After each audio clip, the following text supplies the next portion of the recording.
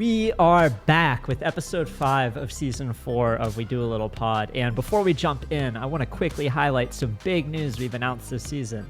Season 4 is officially powered by Arbitrum, and our content is now redistributed across Rug Radio and Decrypt's platforms.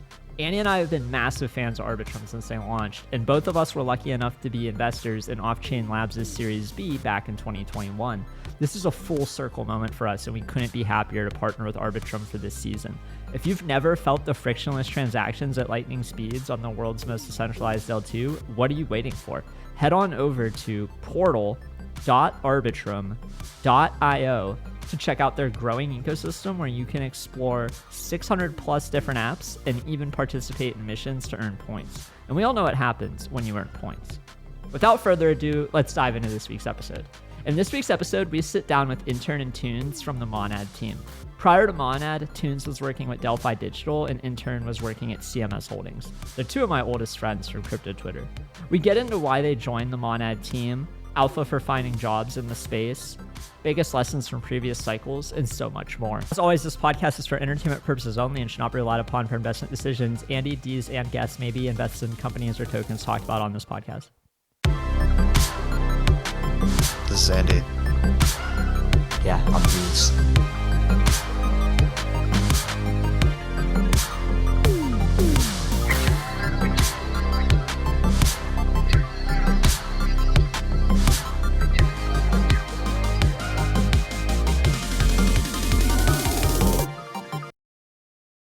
All right, we are back once again with another episode of We Do a Little Pod. This is a very special episode because, as you can see for the people watching on video, I am the only host here.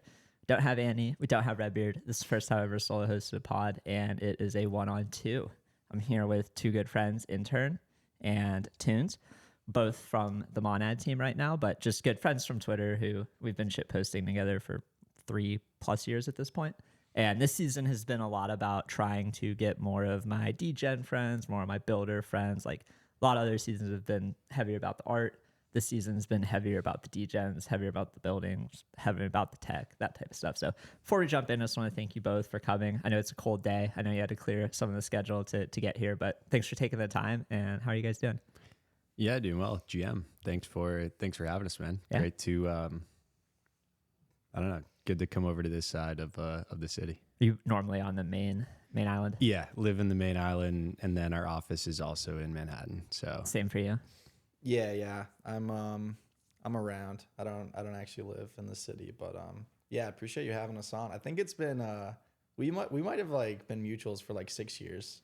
Like since 2017. I mean, 2017, I was so stupid, and I would just like reply guy on Twitter, had no followers, made a few friends in Discord and Telegram, but like I didn't really come into my, I don't know, own until like 2020 happened. And then it was like, oh, you get to see all our friends who half of them quit, came back, half of them just stayed around and, you know, shitpost in a very depressing manner. But you two have always been like, you know, active, bear or bull, just like feel like you're both here for the tech. You're both here because you like the idea of a decentralized financial ecosystem, and like you're both funny as hell. I was sharing some of the old videos. I was going through your old meme videos last night and rewatching them, and the fucking Willy Wonka one is like the most timeless thing I've ever seen. I posted it yesterday, and the amount of people who had never seen it were like, holy shit, like this is hilarious.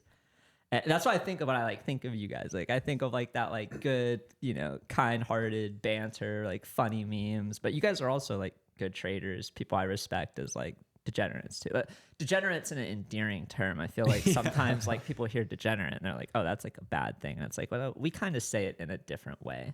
Yeah. Let's start with you. Just how did you find crypto and get into this rabbit hole? Yeah.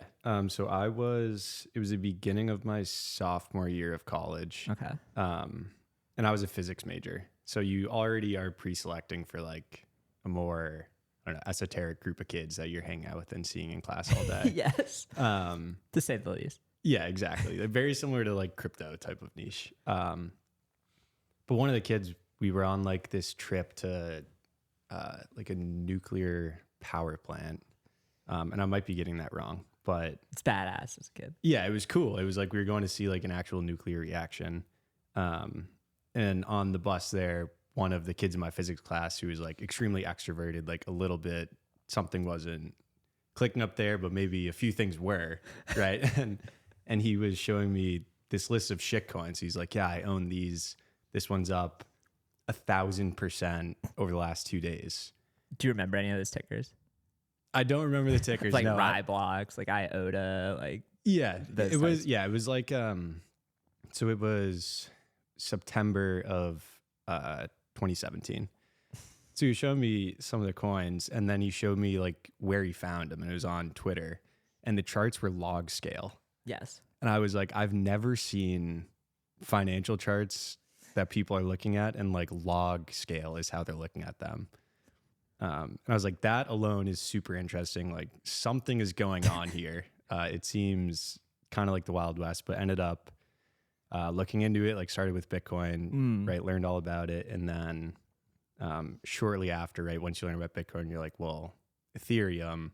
And then you dive into like Vitalik's vision, smart contract platforms. And then it kind of clicks, right? And you have that holy shit moment. You're like, this is a real technology that has the potential to like actually disrupt finance, right? Something that has not been disrupted in really like meaningful ways at like the foundation in a long time. Like forever. Yeah. So, fell in the rabbit hole then, downloaded Coinbase the next day, like started aping. Obviously, if you're buying in September of 2017, you're sophomore in college, things are going parabolic for the next 3 months. Did you have the wits about you to like sell 3 months later when you got in? It's like, oh, we're gonna make money forever. Like log scale. This is up a double again. This is up a double again. Like, how could this ever stop? Was there any point a couple months later when things got silly that you were like, oh, I should be like selling and like maybe putting some toward my college tuition? Yeah, so I got a few. So I bought first, and then I explained it to all of my buddies, and then a few of them ended up getting in too. And for a few months, right, we'd wake up to notifications. We're like, Bitcoin's up another 15% in the last like 8 hours. Like, what's going on? And there's a tweet off of my personal account in 2017 where I tagged I am Nomad. Yes. And one other person. 33K by July. I tagged them and was like, I read McAfee's tweet that was like, bubbles are impossible in this new paradigm. Like, you don't understand the mathematics. And I tweeted at them, I'm like, how does Metcalfe's law come into this? Like, the biggest, you've been in crypto for 1 month, tag your favorite influencer's tweet. They never replied, never saw it. But yeah, basically like saw the whole thing go up. And I remember sitting down at lunch the day that it hit like 19.8. And all of my friends who weren't in, all my friends who were in were like, dude, we're riding this forever. And all my friends who weren't in were like, you have to sell this. Everybody who wasn't in was telling you to sell. Yeah, they're like, sell. Are you kidding me? Like, are you going to sell at least some? And I was like, no. No, why would I? Bubbles are impossible in this new paradigm.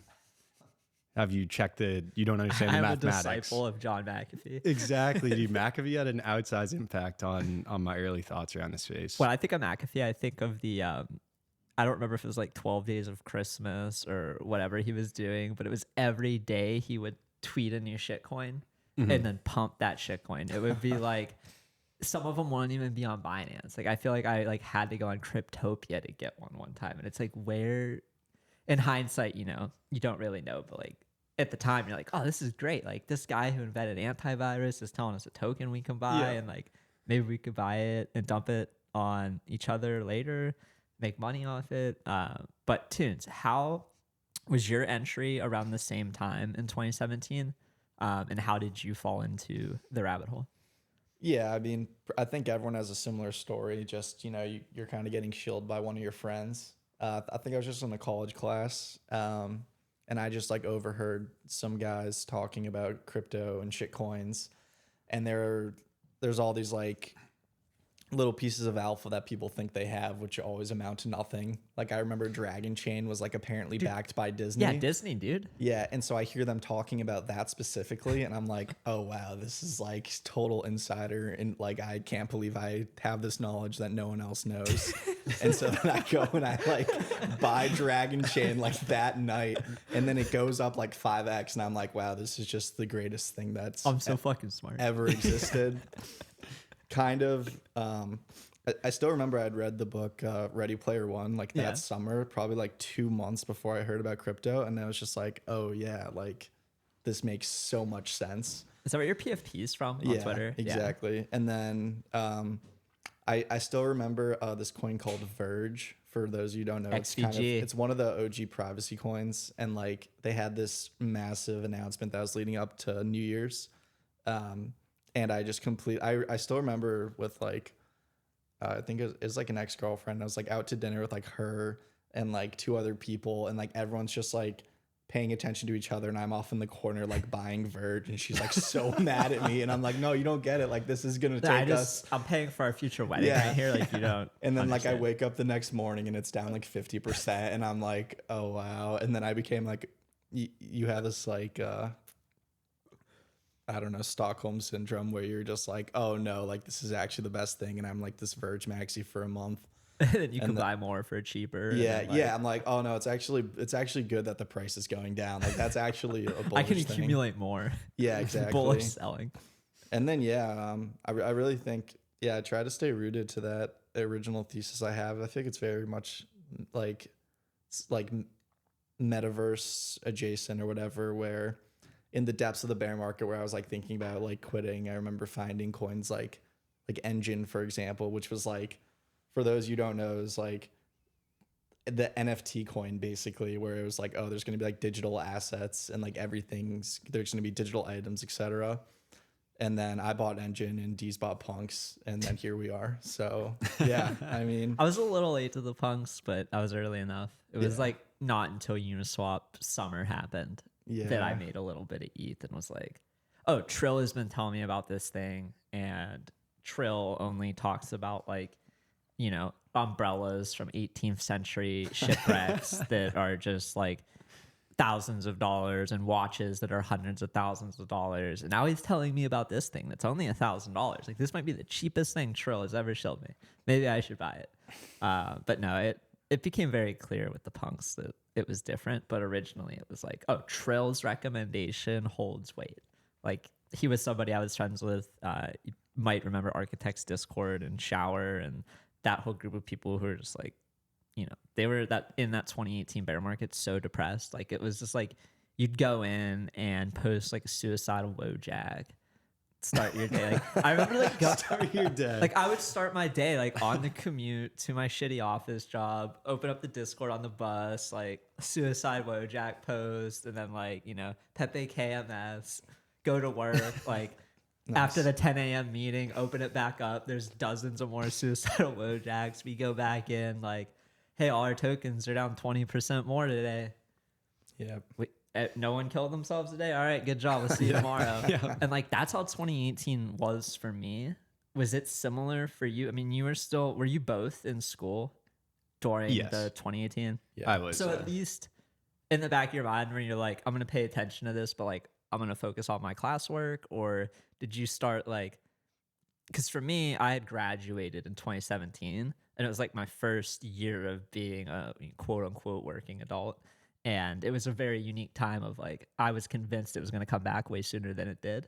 But I'm curious, like in school, were you able to like compartmentalize it and just kind of ignore it while you worked on school? Or how did you like keep up with it? And yeah, I mean, I think that, so when it was initially going up, right, you're checking charts constantly. You can't do anything else. Yeah, you're just watching your balance constantly, and most of it is euphoria. 2018 and 2019, a lot of my other buddies that I mentioned that got in, right, they just kind of forgot about it. Fuck it. I was buying Litecoin throughout. The Coinbase effect was a real thing, right? It was like Bitcoin, ETH, and Litecoin. And I think I've been pilled a little bit harder where like, even though price was down, I very much thought that like the underlying tech was extremely important. And I didn't think it was going to go nowhere. Had right? you used like, this sounds really ignorant, but were you using Ethereum and like the actual chains themselves in 2018? Or are you mostly just like buying on an exchange and like sending it to another exchange? Yeah, I'm watching Vitalik YouTube videos on 2x speed and just buying ETH on Coinbase. Nice. Yeah, so not actually. That's how I was too. Like I didn't Yeah. use the chain until 2020. Yeah. I tried IDEX for a very small amount of time and then realized like I'm just losing money on this. Yeah, I think it was something that I just never got into. I really liked the ideology, and then I was trying to get exposure because You want like, oh, I need to like self custody my shit, and, like Yeah. have a seed phrase backup. Oh, It was yeah. just like, no, centralized exchange. keep it on Coinbase. Yep. So yeah, I was still like learning a lot about it. Was never like a pure Bitcoin guy. I thought Ethereum was the coolest thing, so that was actually most of my holding early on. And yeah, so I think I was holding and learning more about crypto, and then I was at that point I added an economics major, so I was studying physics and econ. There's not a ton of overlap between the two. Crypto is actually a little bit of overlap, which is interesting. But I was like, I don't want to go do banking. I don't really want to do consulting. Like, I'm definitely not going to be a physics teacher. You don't want to go get your PhD. Yeah. So I would say I was holding and learning about crypto. And then I was reaching out to people on LinkedIn that worked full time in crypto. Yeah. So I found I met Matt Walsh and Nick Carter, who now run Castle Island. They were at Fidelity at the time. So I was like finding any ways to meet people who worked in the space. You're going through LinkedIn. Yeah, LinkedIn, right? I found like one guy who worked at Coinbase who also grew up in my hometown. I was like, what are the chances? So I pinged him. I actually talked to him. He's now like massively up the ranks at Coinbase. Like he's stuck with it. Awesome guy. Shout out Brian Foster. Nice. But he was one of the first conversations. And then one of the people that I talked to kind of during that bear market period where I'm like, I'm still in college. I can't work full time yet, but I know that I want to do crypto after. Was actually a guy who ended up connecting me with CMS 2 years down the line. So yeah, it's funny. It was like just randomly trying to find people. It was hard to find people who worked full time in crypto. It was not like a professional industry, right? There was not a lot of like, there are way more people who work full time in crypto now, like way more. And this was like around the pandemic? This was before the pandemic. Okay, yeah. So like that was like even Yeah, quieter. Like it was like- 2019 was like a ghost town. Yeah, talking to people who worked full time in crypto in 2019 was. And did you like intuitively think that like LinkedIn was the better place to connect with people working full time? Like your docs, you have full on, profile with everything you've done. It's easier than being like, hey, I'm intern on Twitter. Because this is, I guess, before you were intern on Twitter. Yeah, I didn't have any crypto Twitter presence. Yeah, LinkedIn, right? I was just like, I was a college I student. feel like Tunez can't be a LinkedIn guy. Are you a LinkedIn guy? No, definitely not. I feel like now Twitter is just the way that you have to meet everyone. Because you were on Twitter. I feel like I knew you on Twitter before I knew you. That sounds directionally correct. Like, yeah, you were on Twitter once you got into it, right? Yeah, for sure. For sure. Back in 2018 when you were going through the bear market, how did that look like for you? Is it similar of I just got to get my degree and get out of this shit, or were you more like I'm gonna keep doubling down, like I'm just gonna focus on this and make it? Yeah, I mean, I was living at home, and so I graduated 2018, and then I had an internship just at this job, and I still remember I was sharing an office with my boss, and it was the kind of situation where like he could just see my computer perfectly and like I couldn't really see his, and like he would like walk in and out of the room. Oh, that's the and, worst like, situation. He would just always see me on Twitter, and like he started asking me like, why are you on Twitter so much? And I was like, well, I'm kind of into crypto stuff like that, and it just got to this point where like I just couldn't get off Twitter while I was working because I was just so consumed by crypto. Like it was literally like. Were you getting your 24/7. job done too? Like, or Yeah, I were was you getting like it fucking done. blowing off work? No, Just no, tweeting? I was honestly, it was like, to not give like too much detail or whatever, like the people there loved me. And then it was the kind of thing where like I could have just gone and like done full time there. And then I literally just didn't.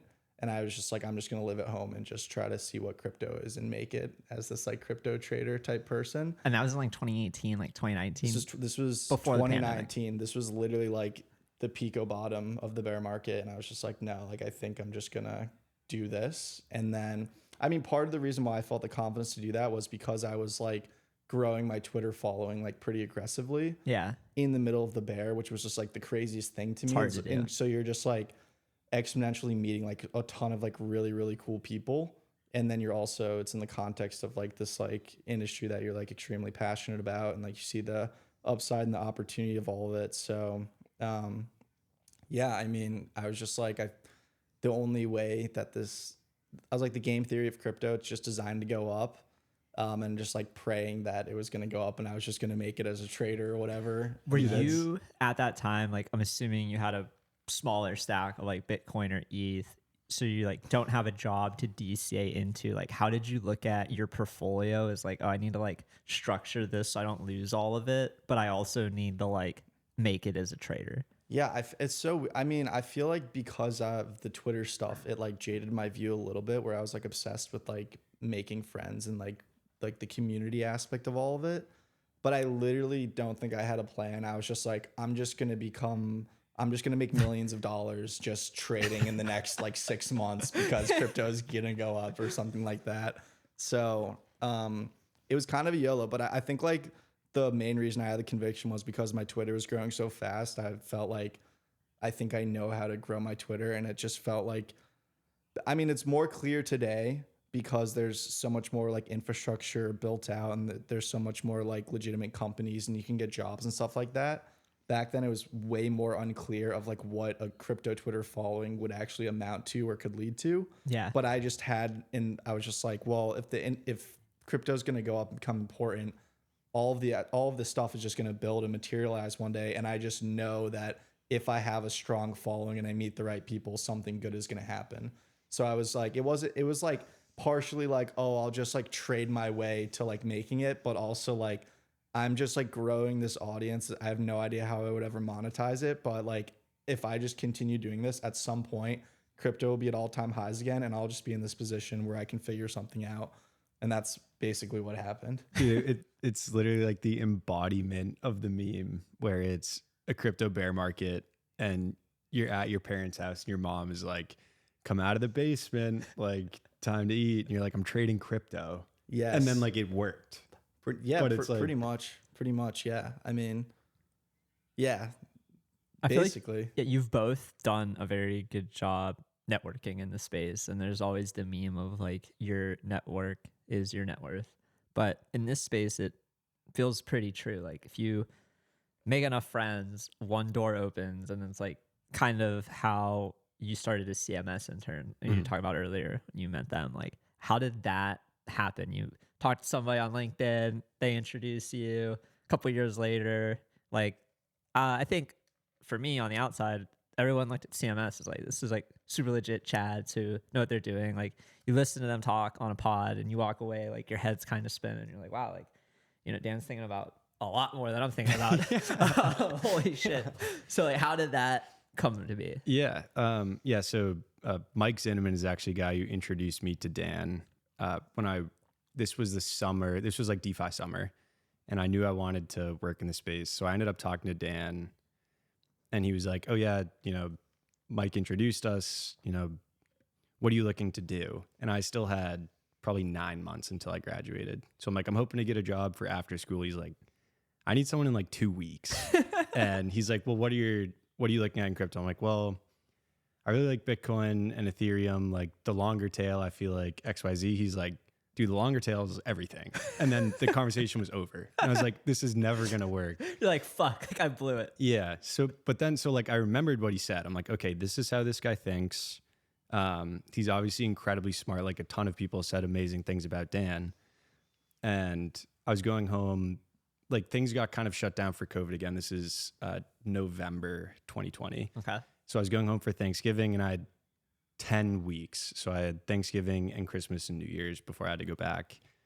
And crypto was like, you could feel it in your bones at that point. You're like, this is going to happen again. Yeah.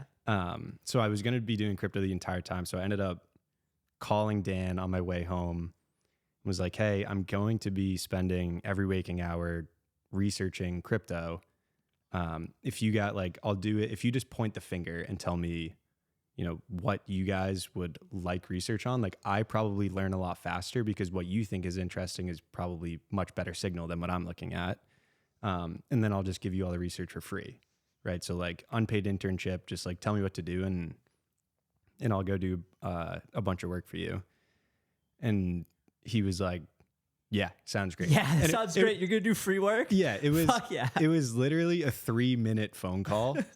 And I got off the phone and I remember calling my mom, like, I think I just got an internship, but it ended very abruptly. So I'm not sure. But I ended up, I met Bobby, who is one of the other founders of CMS, sent over like a resume. There was a quick check to make sure like everything was okay. Yeah. And then started working for them the next week. They did end up paying me, by the way. I would say Yes. if you're looking to get into crypto, offer your work for free. People who are like serious actors will probably just end up I paying feel like you you've regardless. both done that. Like you before working at Delphi, I'm assuming just from following your Twitter, like you would at least put out threads on research. Yeah. I'm assuming at Delphi you wrote reports and did a lot more, but like how long did you do research for free before, or how long did you share information for free before working at Delphi and like getting a, you know, quote unquote legit job in the space? Yeah. So just to clarify, I didn't write any research reports for Delphi. Oh, okay. They're like all the guys that are writing research reports at Delphi are honestly some of the smartest guys in the Gotcha. industry. You know, when I started there, my job was to be their social media manager. But, you know, to do that effectively, you have to read the research and understand it, and you have to have like a pretty high degree of understanding of like what they're talking about. Like I don't think you could just take a traditional social media type of person and then be like, hey, like take this like crazy research and turn it into like digestible like tweets, because you'd have to like learn everything from scratch. But yeah, I mean, I did do like some soft research. Like I would write their newsletter and stuff like that. Yeah. And I would like write threads, and a lot of the times the content that would come out of there would just be like a result of like my own original like diving into like data or whatever. All that being said, yeah, I mean, my resume to get hired there was very much my Twitter account. I still remember Anil, when I first talked to him, he was like, all right, it was almost like we talked, it was a great interview, went well. He was like, basically like told me I crushed it. And then he was like, could you just like take this report and turn it into a thread? And I was like, yes, I can definitely do that. And like, he asked me to do that at probably like, 8 o'clock at night. And I had sent him back a thread, like the most, like I think I spent a total of like 8 hours working on it within the next 12 hours and sent it back to him like 12 hours later, like 8 a.m. And it was like super polished. And he was like, wow, yeah, this is perfect. And so it's that type of thing where like, I think for a lot of people that are interested in getting a job in the industry, you should like first figure out exactly what it is you want to do. And then second, realize that if you do have your own like brand or audience or platform or whatever, you should just build your resume in public and just kind of like just showcase, you know, that like you can do what you're trying to do for someone else. I've had people reach out and be like, hey, can I get a job as a researcher at Delphi? And I'm just like, okay, like what kind of research have you done? And they're like, oh, I've made a tons of like sick calls and like Discord groups. And it's just, and it's like, that doesn't necessarily mean that you couldn't do it, but it's like, if you wanted to get an opportunity to like write research, you probably would have to have at least some sort of portfolio of research that you've already done. And I told him like, you should just like start like a newsletter or something, and just like once a week, just put out like a soft research report, do that for 3 months.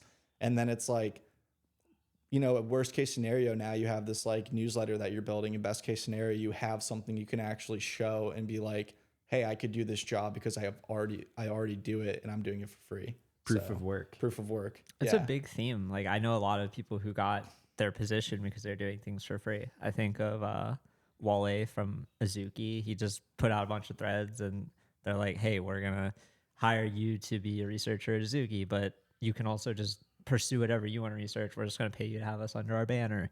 I think of like 9059, the proof team, but NFT statistics, like Punk 9059. Yeah. Same thing. He's putting out all this research of like floor prices and data viz and graphs. And then it's like, oh, hey, do you want to go work for proof? And it happens a lot. Like people who are hesitant to do it for free, it's like a red flag, even more so in this industry. Because if you're not like intrinsically excited about what you're doing and sharing it, kind of going back to you when you were doing the basic research for CMS, how did that evolve? Because you were there for, is it 2 years? Yeah, almost 3 years. Yeah. 3 years. Yeah. So that's a pretty long time in crypto. Like, yeah, that's like 6 years in a normal place. So like, how did that position evolve from the beginning when you just started to what you were doing at the end? Yeah. So I was they basically were like, okay, you know, we have this new horsepower. What do we want to do? So I did a bunch of kind of not random, but like one-off projects, and try very similar to Tunes, right? They're like, hey, can you do this? The next 12 hours, you spend all of it just doing that. Yes. And then when you put it back, like most people who've been working for like 10 years don't do that, right? But if you're like young, if you're hungry. Yeah, if you're hungry and you're young and you really want this, right, you do. And so I think that showed very well. I did a lot of, Bobby basically asked like, so CMS has kind of like a hedge fund, liquid trading side, and then a venture side. And was like, what are you more interested in? And venture for sure. Like I had always been super interested in startups and scaling. So the venture side was perfect. I was like, I would love to do the venture, work on the venture team. So I did a lot of technical diligence on the companies that we were looking at.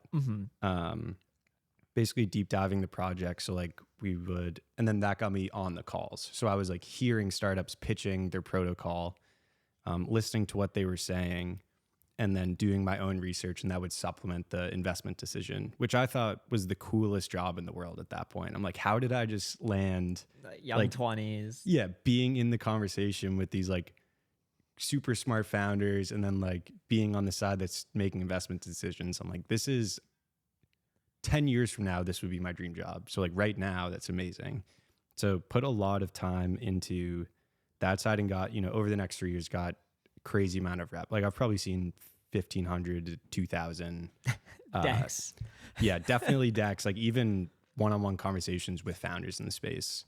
And that you just get a lens, right? After doing that many, it's almost like the 10,000 hours rule. Yes. Right? Like if you just spend so much time doing something, you just start to get like an intuition. But yeah, so, early on was doing a bunch of research, helping out, supplementing any way I could. The Twitter side, it was actually January. So I was going back to school. And I talked to them. I was like, look, I'll do anything to stay on this team. Like I just got my dream job, but I'm only an intern. I still have school. Like if you want me to drop out to do this, like fine, I'll do whatever. And they're like, no. 1 semester left. Yeah, 1 semester. They're like, no, go get your degree. Work part-time, right? Stay on. Shout out to them for being like, get your fucking degree. Like you're 1 semester away. Like for sure. Don't come work for us immediately right now. Yeah. Yeah. And Dan was, if anyone follows CMSHoldings, right? Dan's Twitter is not your typical fund manager Twitter. No. Right. He is shit posting. He's posting whatever comes to his mind. He's one of the smartest people, in my opinion, like all of crypto. Yeah. Like the way he thinks is the amount of right calls I've seen him have is like blew my mind early on. But he had this super fun, like almost thought of it as like Dave Portnoy Barstool type character, right? Not exactly, but like most people are pretty conservative and Dan just lets it fly. Yes. And so I thought he was CMSHoldings. So I was like, well, Barstool has different characters, right? It was like, I'm actually an intern. So like a CMS intern character could be funny, just like reply to the boss, like make jokes. Yes. Just like automatic reply guy. Yeah. And were you always into like making memes? No. So this was, this was a month into my internship. They were like, memes are so important in crypto. We should hire a full-time meme guy. And then we like kicked it around. They talked about it for a few weeks. And at the end of it, I was like, I could be a meme guy. Yeah. They're like, why are we hiring us? They're like super smart. Like everyone was age like 29 to 34, 35 hedge fund venture guys. and I'm the like super young 20s. I'm like, well, I can try, right? So I made a few, and then the team thought they're like, these are great, right? This is funny. I like this. So got some positive encouragement. So I ended up like had the Twitter, was doing the meme stuff for them. So then that just like was almost emergent, right? There was no like plan. I think it was really just Dan's personality was so much just like, go for it. Like, this is funny. I like it. Like, I don't care. Like, don't say anything bad. But outside of that, like, Don't say sure. anything bad. Yeah. So it was very much like the culture made me feel comfortable in doing that. Like, if you're 6 months or 6 weeks into an internship, you're not like starting a company Twitter. Like, no one lets that Not happen. to shit post memes. Yeah, for sure. But CMS was very much like encouraging on that front. So that was kind of, at that point, started running CMS Intern. And then it grew a lot, right? Like, it seemed like the meme videos were what people really liked. So then I learned, had never made a meme in my life before CMS. And then fast forward 3 months and I had like Adobe After Effects downloaded. I'm spending like hours trying to learn the whole process. And yeah, it just kind of grew from there. And then, yeah, 10-second overview, right? I worked as on the research side for the venture team. About a year after that, ended up like leading a lot of the venture investment that CMS was doing, and did that for the next almost 2 years, until joining Monad. Yeah. So what were some of the themes that you saw in the investments that like you said, you know, you've done 1,500, 2,000 pitch decks. You can kind of get a vibe really quick of like, oh, is this something special or is this something that's not special? What are some of the things that come to mind when you're like looking for something special? If you can share any. Yeah.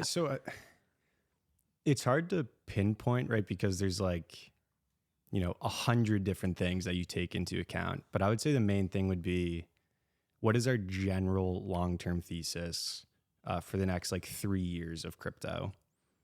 Okay, if that's the thesis, what are the important building blocks that allow that to come to fruition? And then, okay, now we have a clear picture of like what either ecosystem or what idea we're interested in. We know what a good investment should look like. And then just talking to a lot of teams that are tackling that space. So there were like one that comes to mind is like account abstraction as a general theme was something that we thought, would be important in crypto down the line. Okay, if it's important, what are some of the ecosystems that probably implement that? And then, how many teams can you talk to? Because each team you talk to, you're also learning more about the space, right? They know much more about account abstraction than you do. So if you talk to a few, you get a much better sense for what is important. And then at the end of that, you can make like an educated decision about which team you want to back. But yeah, I would say it depends on the strength, right? Some people, it was like, this team is just so smart. Yeah. Whatever they're working on, Whatever like you they want to be do. involved with. I think of like the backpack guys like that, right? It's like Armani and Tristan are working heads down on this. Like whatever they're working on, it's probably going to be awesome. Yeah. Tristan's a fucking grinder. Yeah, He's dude, putting I can't 12 say enough plus good hour things days about in Tristan. every Dude. day. Yeah, he's an absolute grinder, one of the smartest guys again. So, but yeah, a lot of factors on the venture side, but also a lot of opportunity. So, do you remember, either of you, your biggest win from the 2020 cycle? Like when you like go down memory lane and you think about all the cool things that happened, like is there anything that just like sticks out as like, holy shit, like I can't believe that thing happened? Like maybe a trade, maybe a venture investment, maybe it was something you meant later became something different, but like curious as to what your favorite moments of that cycle were, because there were so many highs before the lows. I can say my favorite for Tunes was the absolute public Doge call the entire way. I looked at his pinned And then the tweets last top. night. He has 2 highlighted tweets ever. That's it. It's 2 Doge calls. Yeah. That's it. Well, he was like by far the most publicly outspoken, like, you don't get it. Like, this You is don't get it. reflexive. Like, you should really be paying attention to this. And then rode that for like earlier than anyone, louder than anyone.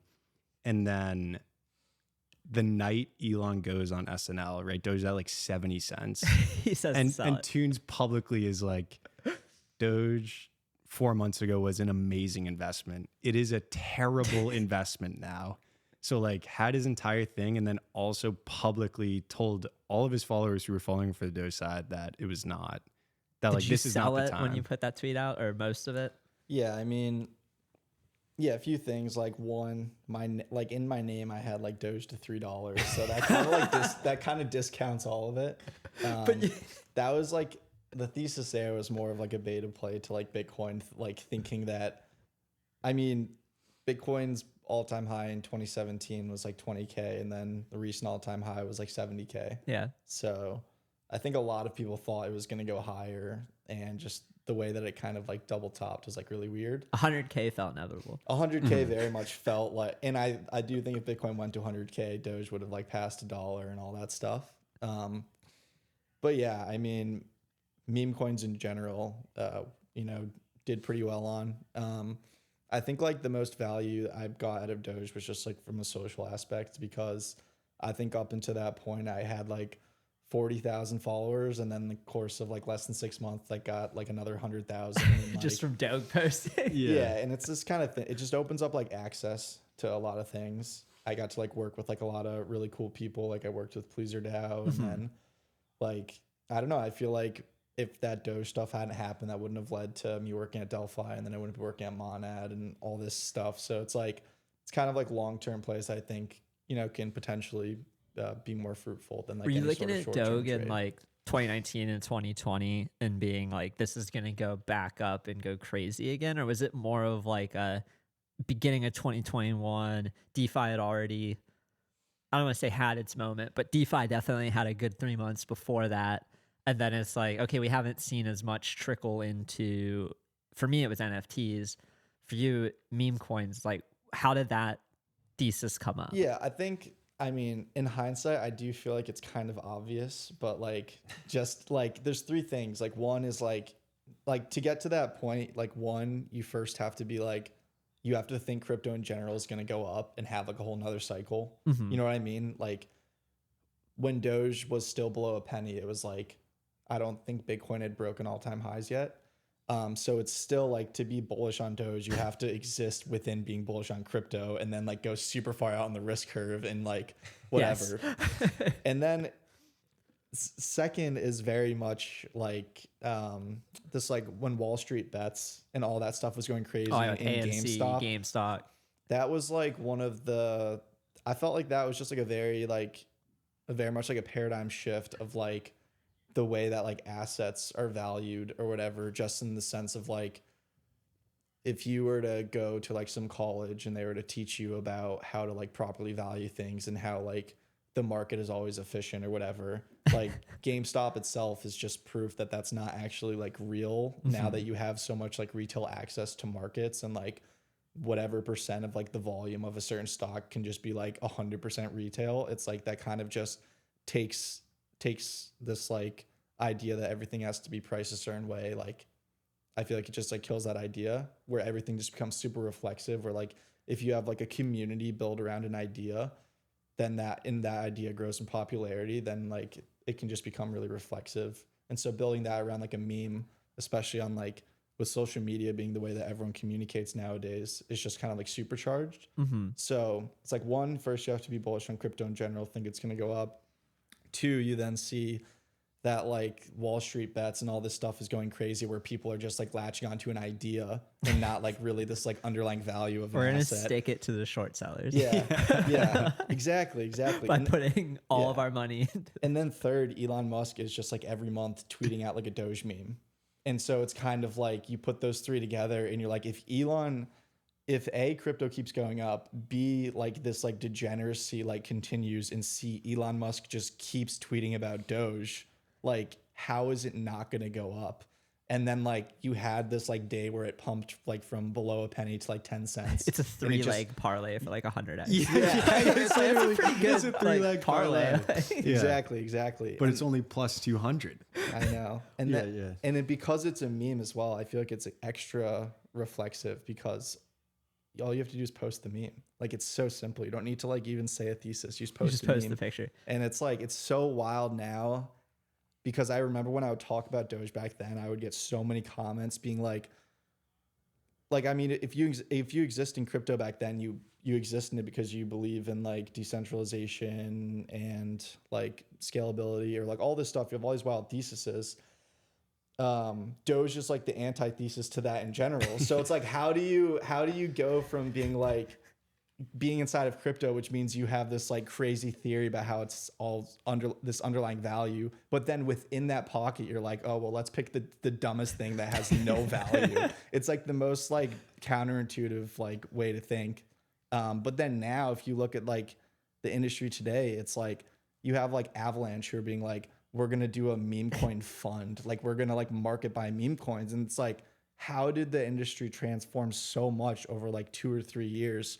Where now it's like, if you don't own meme coins, I feel like it's almost like this like sector that like every person in crypto feels like they need at least a little bit of exposure to, or they're going to miss out. It's definitely tough from the like, scaling foundation level to think like, oh, it's plus EV to put the foundation money into a shitcoin or multiple shitcoins. Like we actually had a friend from Arbitrum on the show and we were talking about that. Like, as a steward of whatever L2, alternate L1, whatever, it's like that's a lot of money to just like put into shit coins and just hope that like it comes back to you. Like might be better uses of that capital. Like for me, I looked at that and I'm like, that seems like a very AVAX thing to do.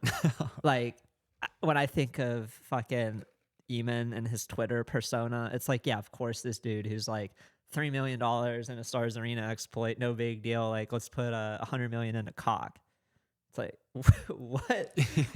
But kind of going back to like meme coins, now we're in an environment. I mean, 2020 Uniswap summer was a lot of, meme coins that were very short lived. One of them became Sheeb, which a lot of us in 2020 like traded it for pennies, sold it for pennies, forgot about it. And then in 2021, I was like, wait, how much did I have of that shit back at DeFi summer? Mm-hmm. But now it's like that times 10 or times 100. Are you still playing meme coins at all or thinking about them in terms of your overall portfolio? Because like Solana, for example, last 2 months, I would say, has had quite, and some of the L2s, we talked about Cock on AVAX and other shitcoins, but like Solana in particular, it seems like has had quite a shitcoin run, most notably with Bonk and then Dog with Hat.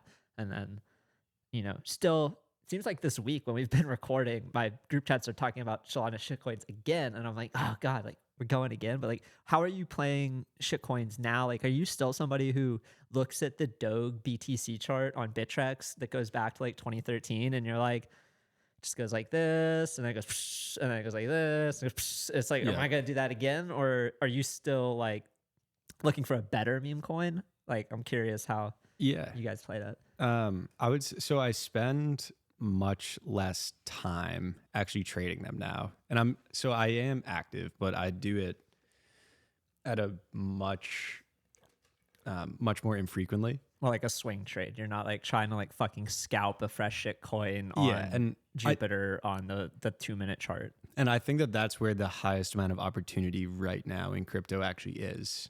It's more just a byproduct of work being like 16 hours per day of like actual work I need to do. Yeah. So if I'm like putting off Telegram messages from like people I really should be talking to go, airdrop farm or like swing trade bonk.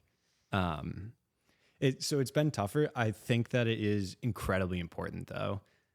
There's weird, like, I think that the origin of meme coins, it's like a mix between that Wall Street Bets phenomenon and Doge.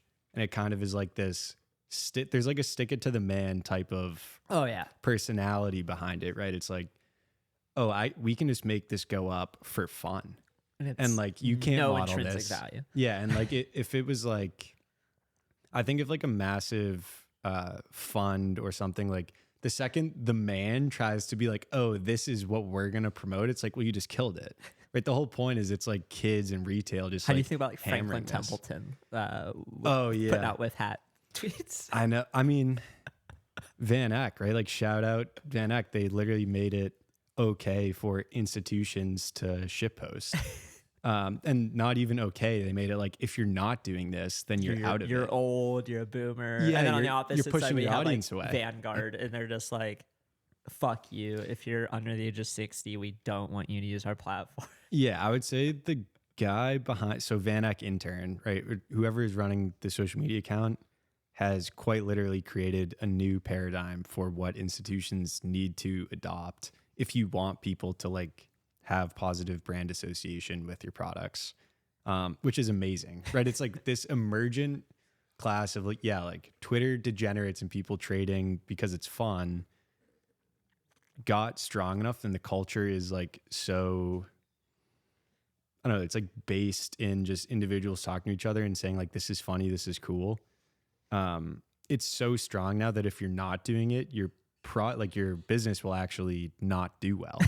And anyone who is adopting it as their culture, it's like it was created on crypto Twitter and now it's spread out to Like at large. Yeah, look at like Larry Fink, right? Like Larry Fink is on TV. He's probably the most powerful person in all of traditional finance, the CEO of the largest asset manager.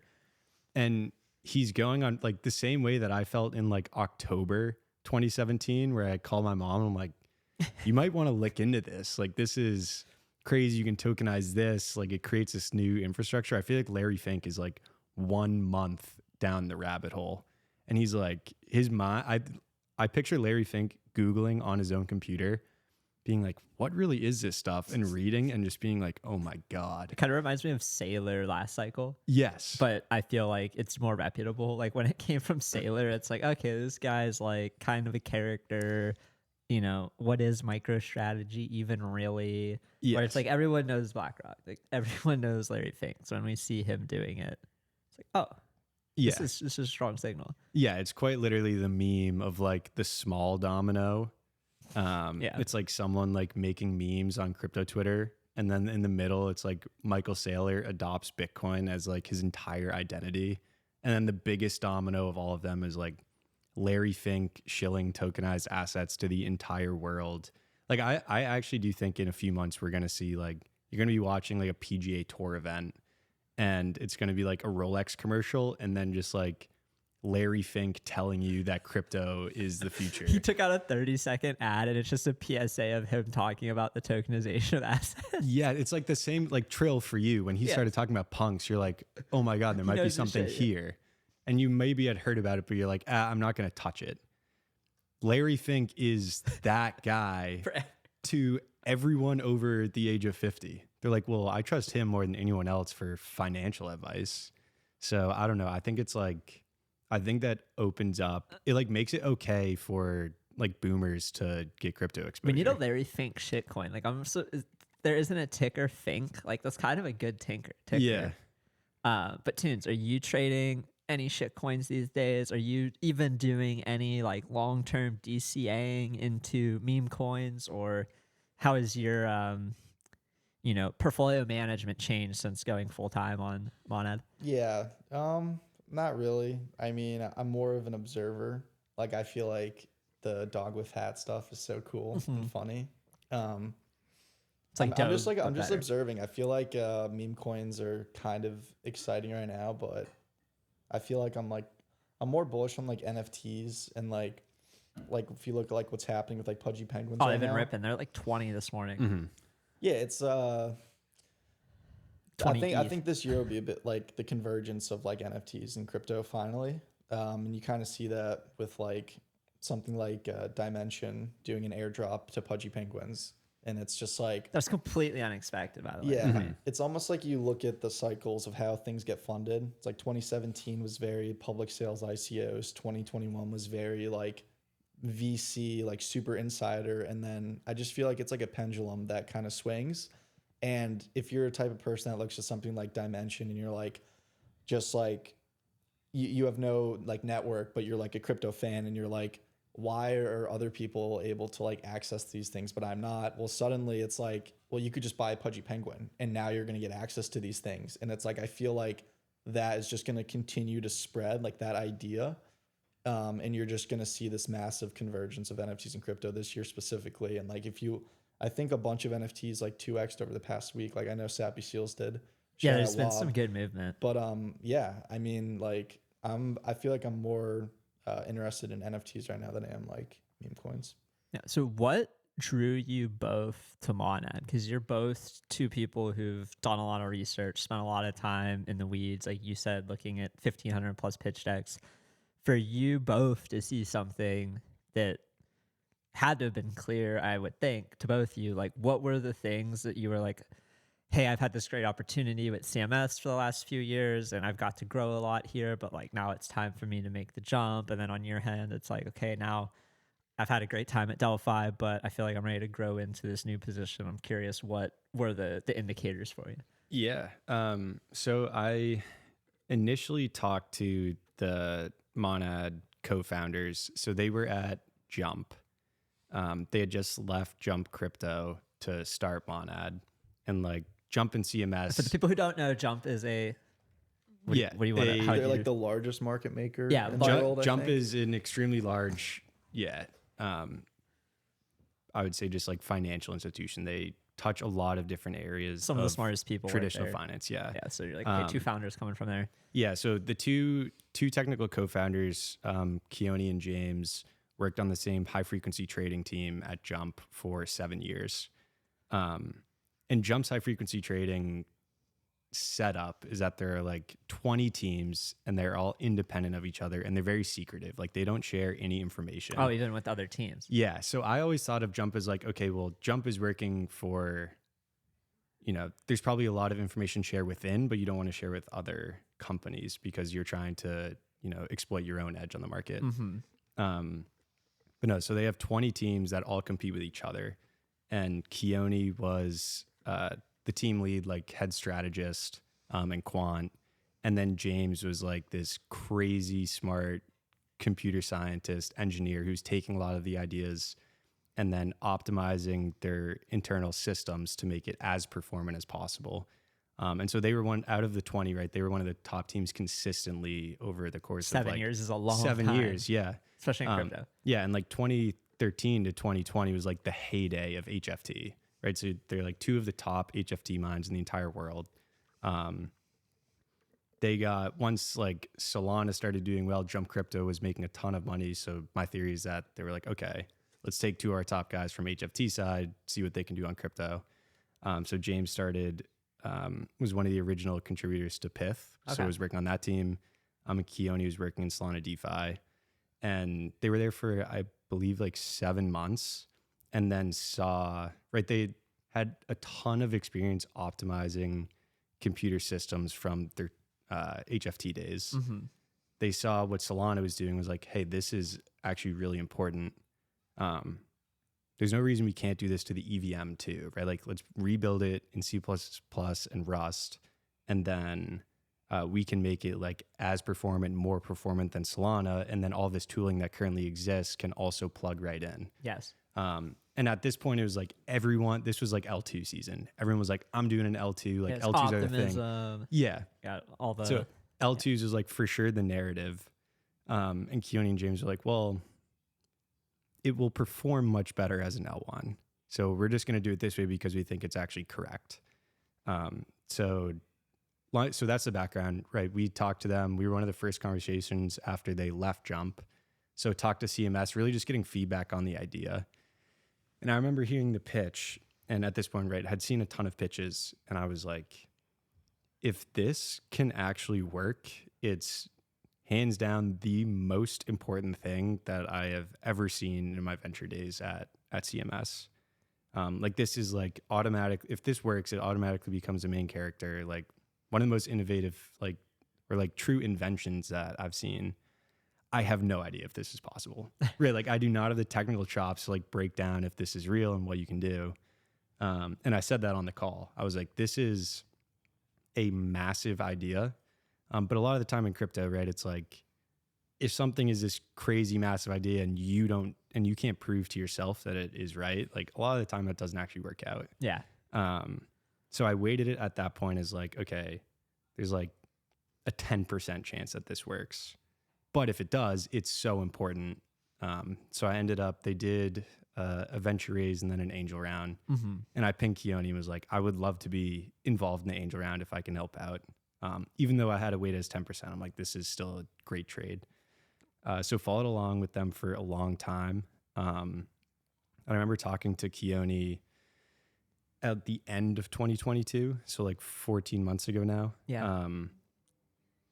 And talked to him, and like they had just kind of figured out one of the last pieces, which was like optimizing at the database level. That's like the true secret sauce. And I talked to him about it, and I went from like 10% to 50% that this was going to work and this was going to happen. It's a big jump. Yeah. That's a big jump. And at that, you're right. So yeah, if you're doing your EV calc right Yeah. now, it's like 5 times bigger. And I never wanted to leave CMS. I'm like, this is the best company in the world. I have so much fun. I'm doing exactly what I want to do. Like, I'm going to work here until I retire. I had no intention. So I wasn't like looking at anything. It was just this idea that like, if this thing does work and I see that it works early and I don't take the bet on it, and then it actually plays You're out gonna and I'm regret still it at for the rest of your CMS, life. dude, yeah, I'm going to be like in those nets. Even if you're just an angel and Yeah. the seed, it's like, okay, but I could have, yeah. Exactly. Yeah. I would be like in the nets at the Golden Gate Bridge. So at that point, I'm like, okay, I'm still relatively young. It's worth taking the risk. I think it's, an amazing product. And like, I would just love to be involved in any way that I can. Mm-hmm. So kept in close contact and then ended up joining full time in June of 23. So last year. So been full time for about 7 months now. Nice. Yeah, working on kind of all things growth, right? Ecosystem growth. So it's very similar to my role at CMS, actually. CMS was like mostly venture investment with some shit posting on Twitter. Yes. At Monad, it's like mostly working with ecosystem projects that are building really cool, like net new apps in crypto. But then also shit posting off of the main. Yeah, exactly. Like making sure our marketing is like cool, right? This is very similar to Van Eck, right? I think a lot of big protocols or L1s, L2s, like their Twitter feed very much reads like ads, right? They're like, this is what we can do. Or like, this is our performance and this is why you should care about us. And it's like if you go to YouTube and you're trying to watch your video and like ads pop up, like you hate it, right? Like, and this is how these products are like, that's how they're managing their Twitter feed. And it's just like fucking 6 words that you need to Google because you don't know what it means. Yeah, you're like, what is this? So I very much wanted the feeling to be like, okay, when people go on crypto Twitter, they're looking for like, I want to go see like what Deez is posting, right? I'm looking for like my favorite accounts and like that's the entertainment. I'm not looking to read ads about some project off their own main. So it's like you're not competing with other ads to grab attention. Like you're competing with like the content itself that people are looking for. So yeah, very much have tried to like curate an energy that like we're not here to just like shove our tech down your throat and like tell you why this is so cool, right? It's like we want to be an entertainment page. Yeah, like you want to like engage with the community, and like I think that the community's grabbed on that, and I would say that we have, in my opinion, right, I'm in an echo bubble, but like I think we have like the best community in all of crypto. Do you both run the Twitter account, or how does the actual Monad Twitter account work? Is Tunez on it right now? Tunez is on his own right now for this Twitter space. Yeah. But yeah, we do a lot of the creation together. Also, shout out my little brother who is actually an intern at Monad as well. So he does a lot like on the Twitter side too. The intern of Intern. Yeah. You have to have an actual intern running your Twitter, or like it doesn't work. Or it's fake. Like if you have, it's fake. If it comes out, do you imagine? You're like, oh, like the Cointelegraph intern. It comes out, it's like some 37-year-old guy. It has to be like college age. It's like gotta be degenerate, like shit coining hard, like an intern running your Twitter, or like you're not gonna make it. Yeah. Do either of you do anything on TikTok? Or use TikTok? I do not. Okay. Shout out Danny though. I think Yeah. Danny works for us, runs a pipeline. I think that the pipeline is gonna Be big. grow cross-platform. Yeah. It's currently growing on Twitter, but What's the pipeline? So it's like a media outlet for a lot of Monad specific content. Gotcha.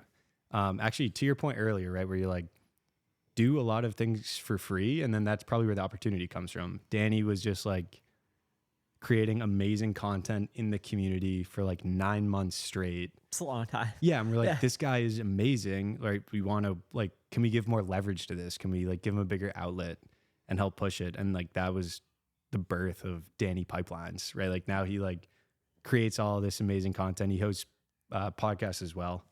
The podcast is the big thing, just talking with like, you know, a lot of people in the space, people that are doing like parallel EVM. But yeah. So Tunez, how did you join the Monad team? Yeah, I mean, I feel like my story is less cool than Kev's, because Kev has this lore of like, I looked at 2,000 pitch decks and Monad was the best one. You looked at 2,000 meme coins and Monad was the best one. Like, mine is like, I'm boys with Kev, and if he thinks something's cool, it's probably cool. But yeah, I mean, I was working at Delphi, and like Kev and I have been like super close for like a pretty long time now. And yeah, I mean, he was telling me about Monad, and it's, the more you talk about it, it just makes sense. Like, I feel like it's not too difficult to understand why people are excited about it. And so, yeah, got to know the team. It was a pretty good fit. And then, yeah, I've been full-time there now for 2 months. Oh, wow. So it's fairly recent for you then. Yeah. 3 months, I think, or Yeah. whatever. It's felt like 2 years. Yeah. Yeah. But, yeah, So I mean, what does the day-to-day look like for you guys now? 'Cause it's like, I don't know what we can and can't say, but, you know, trying to raise some capital, trying to do some ecosystem growth, investor relations. Like, is it just like 12 hours of calls every day, just back to back to back to back to back to back to back, or Yeah. is that- Yeah. is The that- calendar is like very much like a brick wall. Yeah. Which is a little intimidating, but it's been good. I think that there's like, had a few like investor calls recently that's taken up a decent amount of time. I think the best thing is talking with the ecosystem projects, right? Like there are some. What are some really, of those the ones you're the most excited for? So there's kind of 2 categories that we're currently looking at. So you want to like to go from, you know, first principles. What is Monad uniquely enabling that can now exist in crypto that couldn't before, right? Like that's your value prop. And there's kind of 2 areas. One is high fidelity DeFi. So, right, like we just kind of accept, like you're trading, you're like, well, I'm gonna pay $40 of gas, eat 4% slippage, but like that's table stakes. Like that's the price of entry. Horrible. Yeah, that's just how it works. You know, Monad's background at the 2 technical co-founders, and also shout out Eunice, who is the 3rd co-founder as well. Keone and James worked on the team at Jump, right? So that's where a lot of the lore has come from. But yeah, so their entire background is understanding like what you need to make high frequency trading, or like super performant trading algorithms work, and what do you need on the tech side to enable it. So yeah, we think that, you know, one area that we think is going to be like day 0 product market fit that will make a big impact, like the second Monad mainnet goes live, is in high fidelity DeFi and trading, right? It should be the most efficient place to trade any ERC20 that exists in crypto. So like a massive, like 100x improvement on any DeFi trading experience that people like currently look at, right? It's not $40 of gas and 3-4% slippage. You're doing, you know, sub 1 cent gas and maybe like 5 bips of slippage, like depending on the coin that you're trading.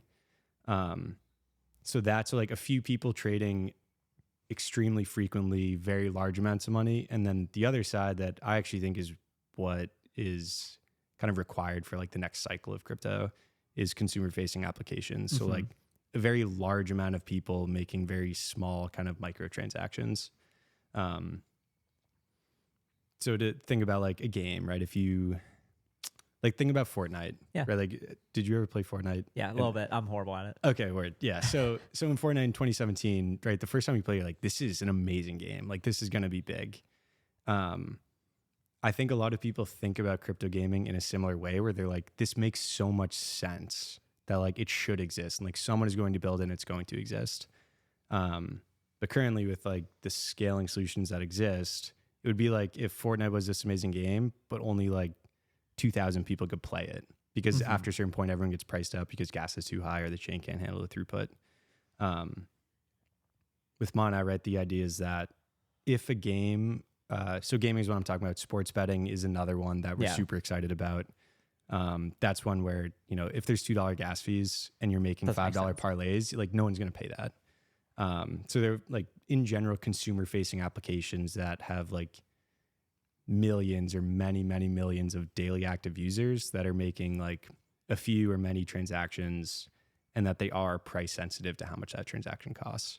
So I think those are like the two areas that we're really hammering home. Do you find it's easy to attract those builders into the ecosystem, or is it kind of like hard to? I'm always curious, like, because like to bootstrap an ecosystem is really hard, and like especially, I mean, the nice thing is it's EVM. You know, people don't need to go rewrite stuff and learn a completely new thing. But like, is it hard to get builders' attention, or are you finding like when you talk to them, it's like, oh, they see it and they're like, Yep. hey, this is something. This is a unique affordance that we could take advantage of.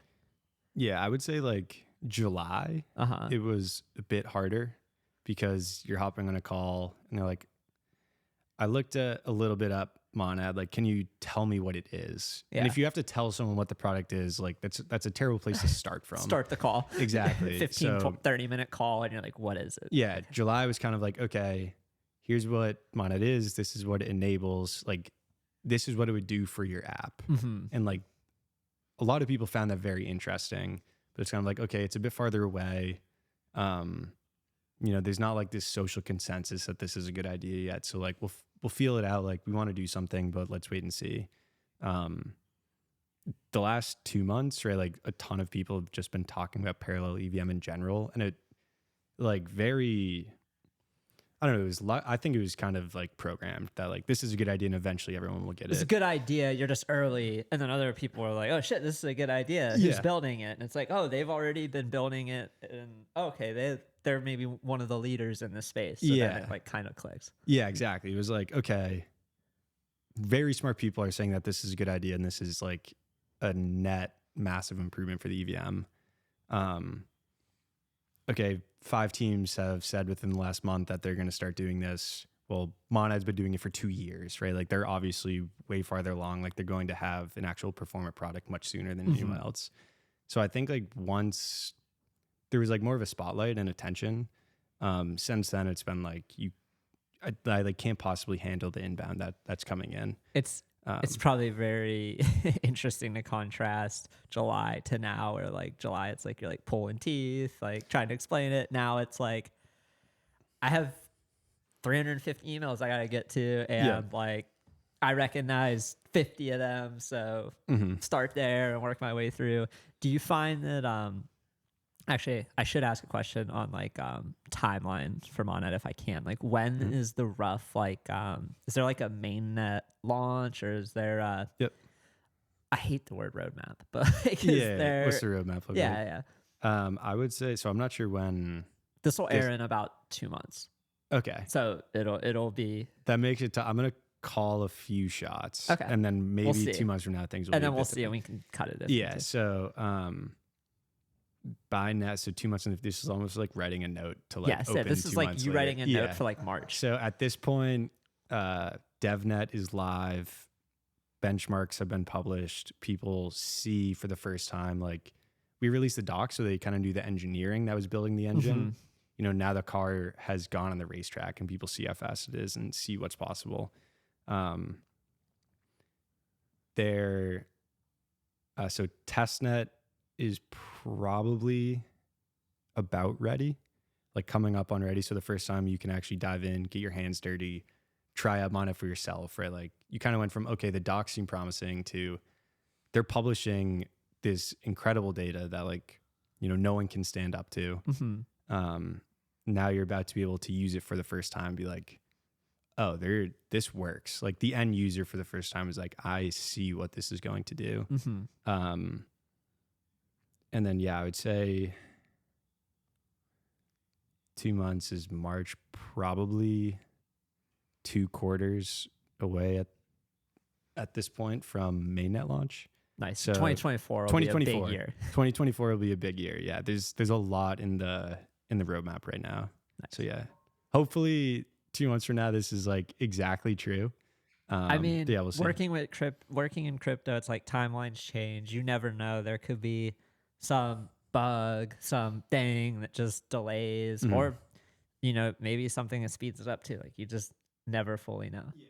As a part of CMS, where you like, oh, like we can Sybil farm this or we can do this, because I've seen people recently talk on Twitter about farming rare sats, and like they're just sending big chunks of ETH to and from Coinbase, checking the sats that they get from Coinbase, sending it back, withdrawing more, and seeing if any of them are rare sats. And it's like, oh shit, we found a sat worth $300,000. It's like, that's like a hedge fund doing that. And that's amazing.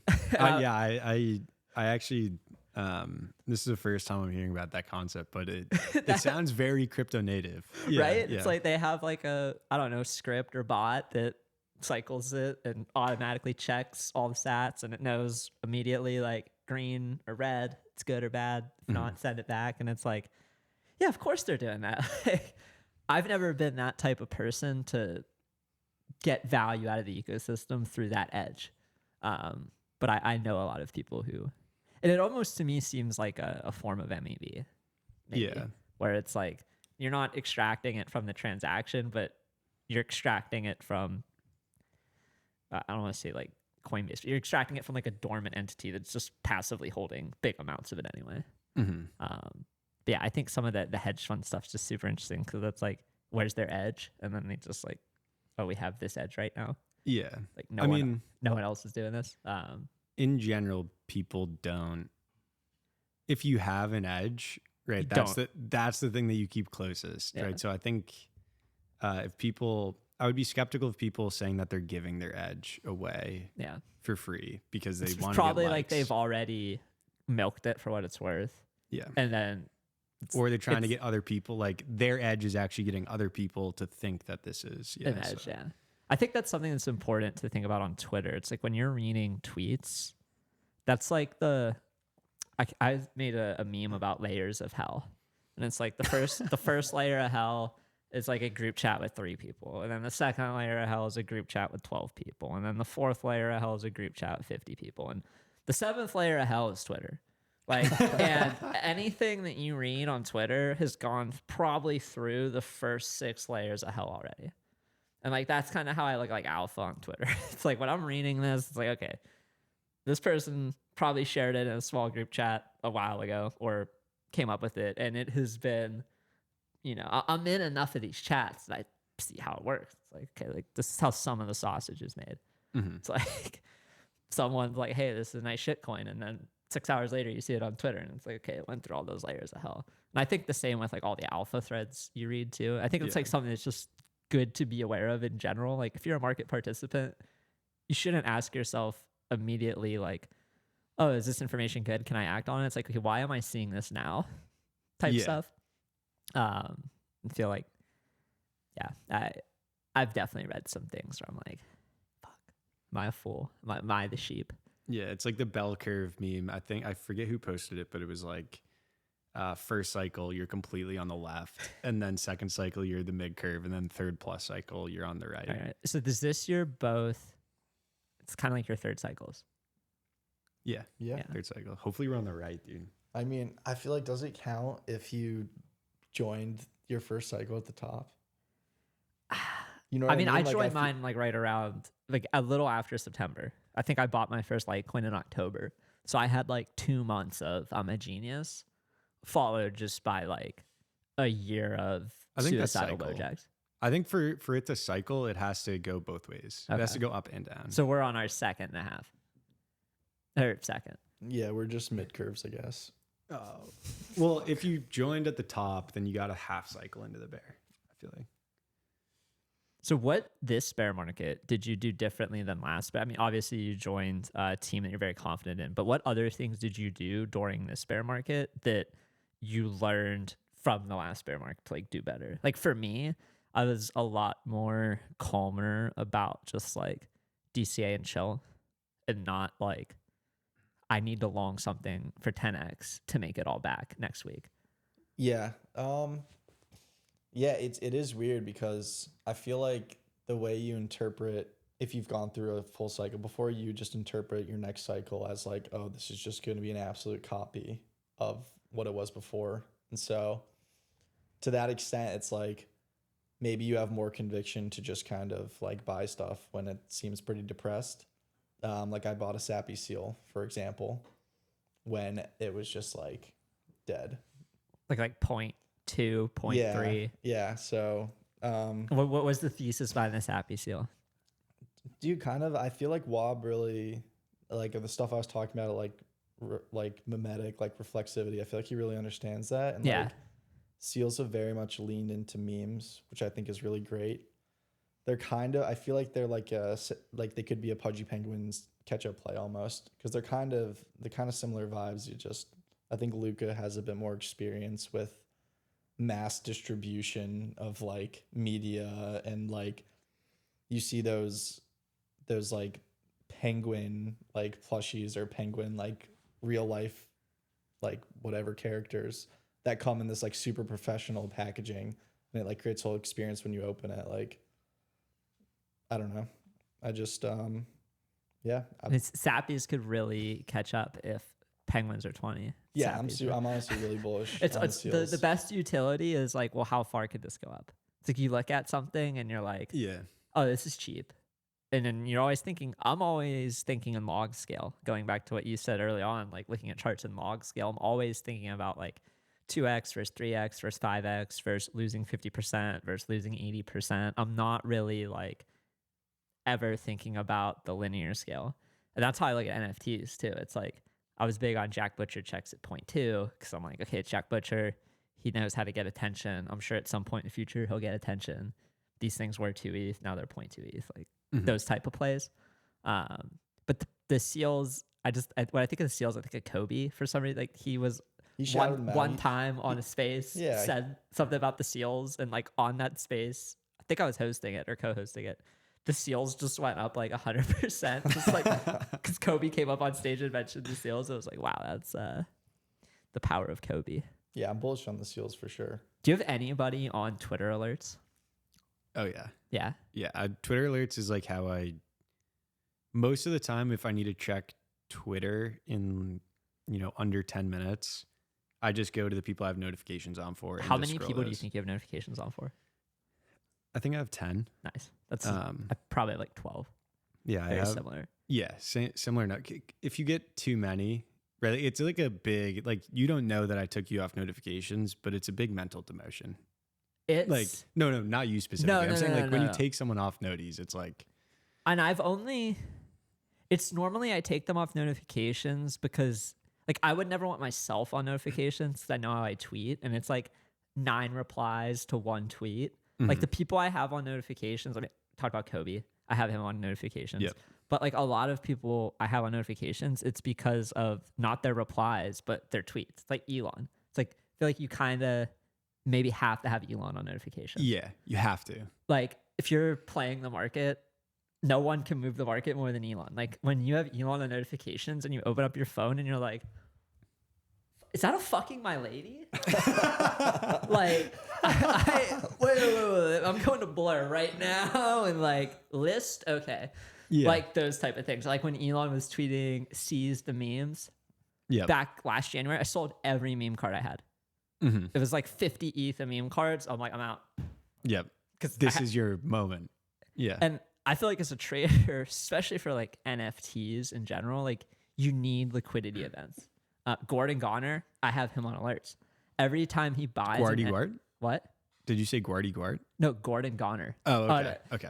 The Bored Ape founder. Oh, yeah, yeah, every time he buys an NFT, it goes up 50% within 30 minutes, and then it's normally back down to where it was within like 8 hours to... Some of them never. Like fucking Node Monkeys. He tweeted he bought a Node Monkey. I had a couple and was like... oh shit, do I need to be selling now? But then it actually turned out to be a signal of like, oh, Gordon says it's like good, not good, but Gordon has given the AOK to buy ordinals, and it brought like a whole new group of people, and like nodes are still 0.2. And I think a lot of that's just like because Gordon tweeted it, it was a lot of ape owners or Ethereum NFT ecosystem people's first ordinal. Because they're like, oh, like I didn't want to make the jump, but if Gordon's on ordinals, like, no, it's okay. It's safe. Yeah. And like Beeple's another one. Especially, I think it was back like in May around the Pepe time, people would put like tickers in the art and then they would pump. Like there's like a Lambo token that I bought because I had people on alerts. I saw the tweet within like 10 seconds. I saw the Lambo ticker and then like it pumped 50%. I sold it and then it just dumped and I was like, okay, that worked. But like there's certain people, it's like if you trade the market, you have to have on alerts. Who are your favorite people to have on alerts? So do you remember Vitalik was like trying to do a thought experiment, but he put a legitimate ticker in? It was like ticker the or something. Was this a while ago? Or was this in like March? I would say it was like, I want to say 6 months ago. Back during the Pepe, like the, I meant yeah, May. He's like, imagine this, and then like ran through, but he put like ticker the, and I was like, Vitalik, dude, this is a lot of this you created. Like you need to understand how people look at this. And immediately the coin gets created and is up infinite. Did they send any to him? I have no idea. Okay. Yeah, I just watched the chart. I just think back to Shib.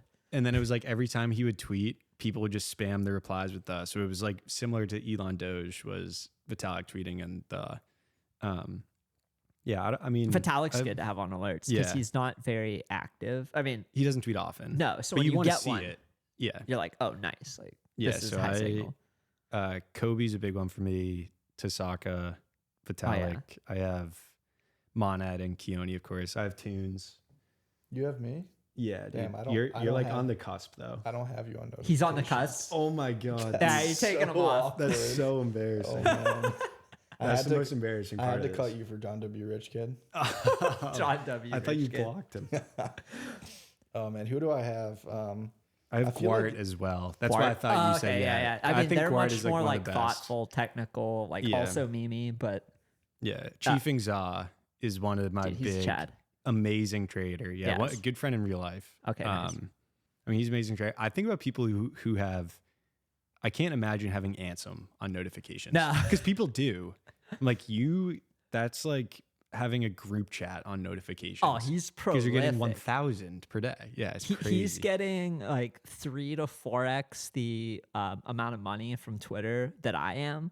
So I know he's tweeting like at least 3x more than I am. And I feel like outside of this week where I'm locked in my phone, like I'm every half hour something. Mm-hmm. Like my brain can't work without just expunging shit to the timeline. It's almost like a diary though. Mm-hmm. So I feel bad for people who have me on alerts. Tins, who are some of your favorite people to have on alerts? Yeah, I feel like I don't actually use Twitter for notifications. I just have like Twitter lists that I use to like.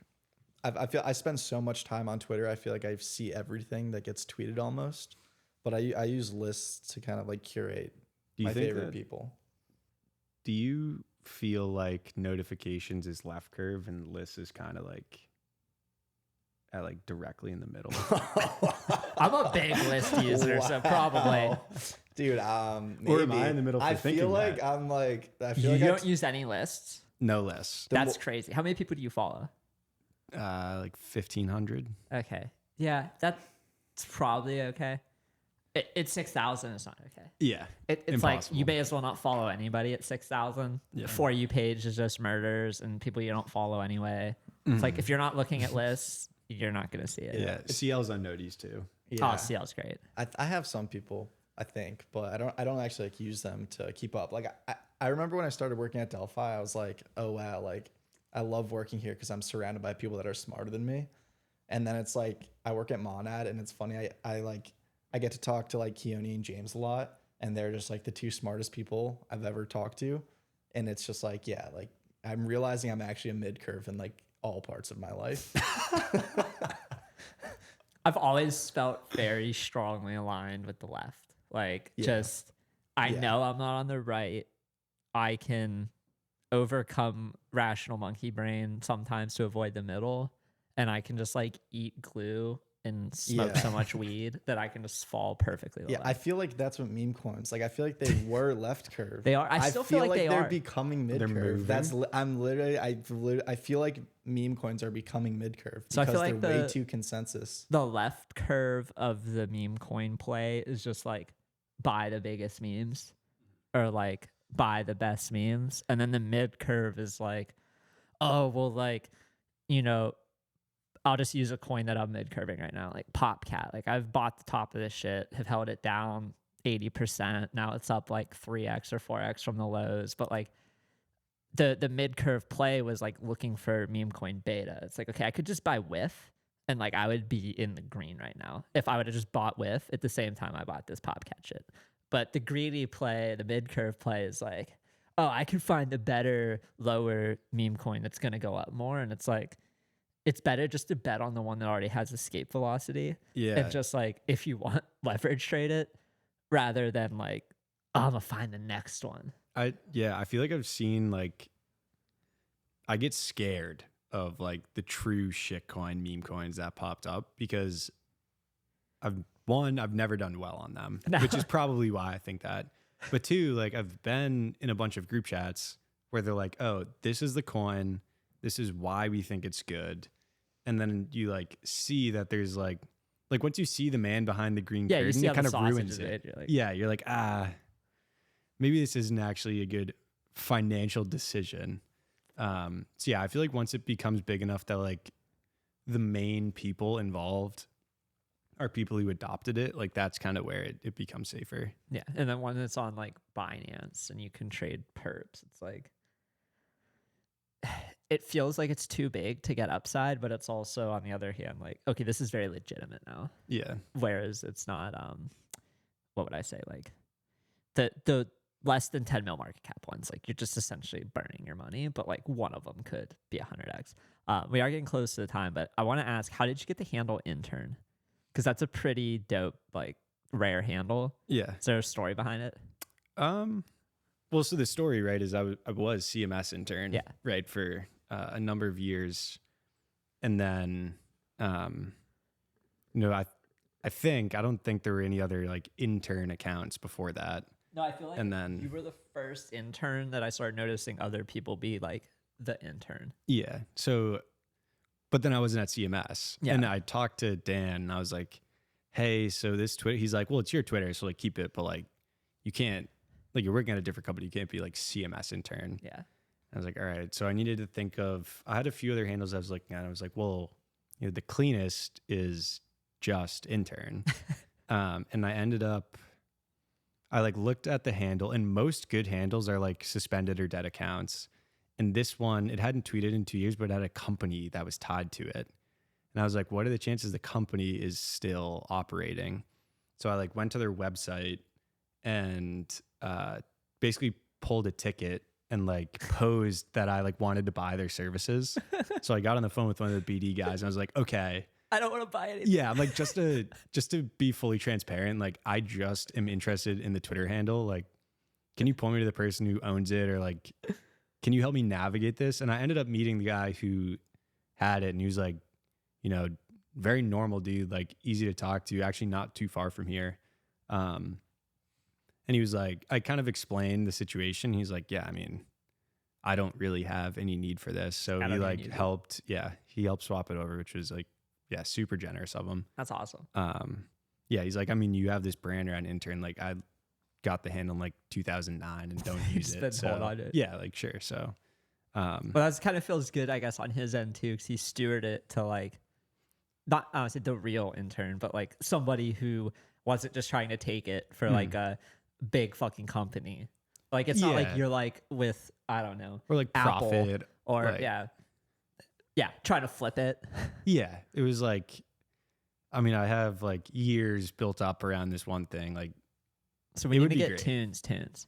Yes. Yeah. I mean, same thing with me. Like, Cryptunes was like a really difficult handle to access. There's like a lot of demand for it back then. Well, no, we got to get you just Tunez. So I feel like most people, do people call you Cryptunes, or they just call you Tunez? I haven't been called. I mean, it's actually funny. Like, I think Keone's like called me that a few times, but just to like kind of be funny. But just to fuck with you. Yeah. All right. Pretty much. We have a question we ask everybody. It's I use the answer to this question plus the conversation at large to make the art for the podcast. So like each thumbnail is something I make with AI, but this question, the answer to it influences that pretty heavily. And the question is, if you were to write an autobiography title, what would the title of it be? And it's a tough question. That's such a good question. Yeah, mine is called A Lindy Walk, which if you know anything about the spaces I used to host. Yeah. And there are a lot like these conversations where it's like, I don't give you a full plan of like, hey, we're going to talk about all this. It's like, let's just go for a walk, talk about what comes up, and then share it with people. So I wrote my book about that. My theoretical book. My theoretical book Yes. is it's ChatGPT. Yeah. It's 69 pages long. I'll just go. This is gonna be super cringe, but I'm gonna say Ready Player One, just because that's like, if I hadn't read that book, I'd feel like I wouldn't be sitting here right now. So Ready Player Tunes. Ready Player Tunes. Yeah, there you go. Tunes. There you go. Yeah. I like that. I don't know what the second word would be. I feel like something that's like, I don't know, like intern mindset. Intern for life. Yeah, like intern mentality. So like kind of stemming from when I was CMS intern, then I wasn't an intern anymore, but I kept the handle. People were like, are you going to rebrand? I was Yeah, like, that was I don't gonna know. be one of my other questions for you too. Like, Yeah, like when rebrand, like you're not an intern, like what are you doing? But I think a lot of things that, like when you are truly an intern, right? You're open to any idea. It's a extremely like low ego place to be. Like you're the bottom, right? Yes. So unpaid intern. Yeah, you're willing to work for free. Like you'll sweep the parking lot if that's what like moves the team forward. So when I was thinking about rebranding, I was like, well, I don't know what the worst thing in the world, right? If you're like, say I'm 29 years old, but like the handle's still intern, it kind of like you keep a piece of that with you. And I think it's I just see so many people in crypto that like end up doing really well. And then they like think that, they're crazy smart and they get an ego. And I think it's like just the wrong way to be. Like the top people I look up to have done incredibly important things and like their actions speak louder than words. But they all keep like a piece of that mindset to it. So yeah, it's some of the best leaders and founders are people who would do the job the intern would do too. Yeah, dude, and like know how to do it. I would say so. The number I seriously do think Keone is like, he's very likely the smartest person that I've ever met. The amount of times that like, so there's a dog in our office, it will like pee on the ground, and like other people are working. Keone like gets the paper towels, like goes and cleans up the dog. I'm like, that's the mentality. That's like my founder. That's my founder. Yeah. That's my founder. Cleaning up dog piss. Yeah. What type of dog is it? Is it like a office dog? Frenchie. Yeah. Okay. Is it named after the team? It's her name is Inago. Okay. Yeah. Yeah. So amazing to have. But yeah, I think that mentality is intern mentality. Yeah. No, I think going back to just what we said about doing some things for free, not being afraid of just like doing what needs to be done is super important. And those people, when you're on a small team too, are like especially important. Like when you have a team of like 8 people, 10 people. One thing I didn't ask, I don't know if you tell me, how many people are on the Monad team now? There's just 25, 30. Yeah, we're just under 30. Nice. It's still fairly, I mean, it's big, but it's small. Yeah, expecting to probably about double. Yeah. Over 2024. So yeah, 2 months from now. Thoughtful doubling. Yeah, it strategic. Not just like, it's not doubling for the sake of doubling, just the amount of work that's coming in. Like it makes sense to have more. So I mean, 2 months from now, very high chance that we are looking to hire. So hell yeah, shout out. So if you're listening to this, check out the job boards. I could throw them in the description. Yeah, we need an NFT guy. Oh no, I'm just kidding. I have no idea what I'm talking about, but I just wanted to shout that with this whole mid-curve stuff and the NFTs, I really feel like NFTs are like you shouldn't be buying meme coins right now. You should be buying NFTs. The left curve play. Yeah, if you look buy at the nice pictures. I saw this really interesting chart the other day that was basically the average first swap that someone made on Ethereum, and whether it's an NFT or a DeFi transaction. And 4 years ago, it was like 90% DeFi, and right now it's like 90% DeFi. But 2 years ago, when it was peak bull market, it was 80% NFTs. Yeah. So it's like when you think about froth and retail, Like if that's how they already acted, I feel like you should just position yourself for that. And Pendulum. and yeah, exactly. And that's very much like what we're preparing for. So, you know, if you're into NFTs, I have a feeling like we're just going to be building for you. And it's tough too. You got to pick the right NFTs. There's a lot of stuff I have that I think other people will like in the future for higher prices, but like there's a lot of stuff I don't have that I think people might like in the future for higher prices too. It's scary. It's like I think I'm positioned well. I'm positioned where my conviction's highest, but not to sound like a shiller, but it's like I always feel like I have to shill the bags to the next generation of people, but then I got to do it in a way that doesn't seem like it's shilling, or like it's the toughest part about having an NFT collection that you want to sell for a profit later on is like I need to tastefully like not just, you know, spam pictures of my shit all the time and say this is worth a lot, but I need to like tastefully, you know, here and there say things. And it's my least favorite part about Twitter, honestly, like trying to show my bags. Yeah, well, it's like you get a following from talking about the products you like, but then it's a catch-22. Like once you have it, and then if you talk about any products you like you're a villain now. Like people get mad at you. The worst is when you talk about something you genuinely like, you genuinely lose a bunch of money on it, and then the people who follow you are like, I lost $1,000 on it. I fucking hate you. And I'm like, okay, well, I lost like $100,000 on that, and I hate myself. Like, you don't need to tell me. Yeah, I'm doing that on leverage. Yeah. But before we wrap up, are there any things outside of the Monad stuff you shared? Are there any other things you're looking forward to in 2024, whether it's personal hobbies and unplugging from the screen for a week, or whether it is another, I don't want to say like project or ecosystem, but it's just another thing that's coming out that you're excited for that isn't directly what you're working on? Yeah, I would say I'm really excited to see what memes come out of this year. I think that the game gets more and more like much more talented people come in each year. Like Boldly Unitas, I think, is like one of the best guys on all of Twitter, but he's like fairly new. So I want to see what comes from that. I also think that the institutional stuff, like wondering what the ETF does, like is Larry Fink actually going to go like launch a blockchain or something? Like there's just crazy things that can happen when like people talk about like the crypto cable. Like there's a TradFi one that is like hundreds of trillions of dollars, like way different from crypto.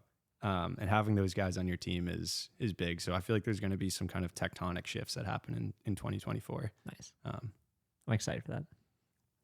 Yeah, I guess most excited. I mean, I feel like I keep harping on NFTs, but I just feel like they're like the biggest thing that strikes me is I feel like Pudgy Penguins this recent pump is because they got the Dimension airdrop.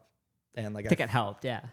Not saying a direct correlation, but I feel like it's like this, like we're entering into this era where like maybe NFTs are like a more democratic way to like get people access to things. I'm definitely curious. I tweeted something. I forget. I think it was Alex from Nansen tweeted that Pudgy holders should hold the airdrop as a way of showing not only the DYM community, but also future communities like, hey, if you drop us. Yeah, exactly. So I actually pledged that like that wallet, I'm just going to hold the 750 DIM or whatever and just like stake it. And then you saw Wob tweeting like hinting that like he's getting airdrops for he's in the lab, he's cooking for the like for the seals, and it's like I don't know. I mean, like that's such it's like we're not getting airdrops for holding punks. But it's just think about it, like crypto people have always like OG crypto, like trader coin people have been very like NFTs are kind of dumb, whatever, like Bored Apes get hacked.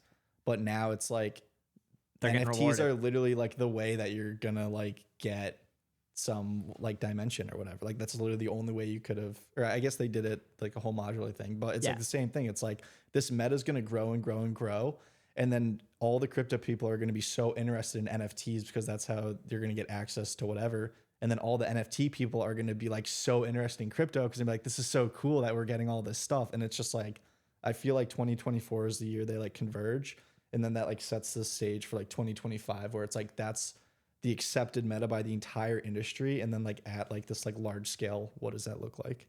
Dude, I'm praying for us because if that's the case, like I'm gonna do okay. Deez is gonna be the Larry. Yes. Yeah, Deez will own like 10% of all of crypto. If we can start Yeah, a whole like we're dropping things to NFT holders meta to bootstrap things. Like I'm all for it because I've had, there was the SOS airdrop, which was like looking at your OpenSea volume and then rewarded you off that. It's like, That's well, I had a interesting. lot of OpenSea volume, of course, so that was really nice. But then there was even like the ENS one. It's a big one. The ENS one was the first one that like got NFT people, I think, into airdrops, or one of the first ones, because a lot of people didn't know they could get free shit. But we told everyone to buy an ENS because it was like, hey, I don't want to type in that bullshit every time I want to send you something. I just want to send it to like your name.eth. Right. And then like 6 months later, they're like, I got a free like $4,000. Yeah. So if we can get more of that, like the NFT stimulus, they'll put it back in NFTs. Like they're not cashing that shit out to the bank. Like they didn't learn. Like they're gonna put it right back. You can check out anytime. You cannot leave. Exactly. Yeah. But I want to thank you guys for coming and hanging out. This has been a vibe. This was pretty good solo. Didn't really feel too different or anything crazy. So it's nice having two people with a solo because then it's like can bounce questions and it's not just like I'm staring, making eye contact with one person the whole time. So Cool. thank you guys for coming. This has been a vibe. Yeah. We can wrap it up and yeah. Awesome. Yeah, Appreciate you having us, Deez. This was great, man. Yeah, thank you. Yeah, appreciate it. Thanks, dudes.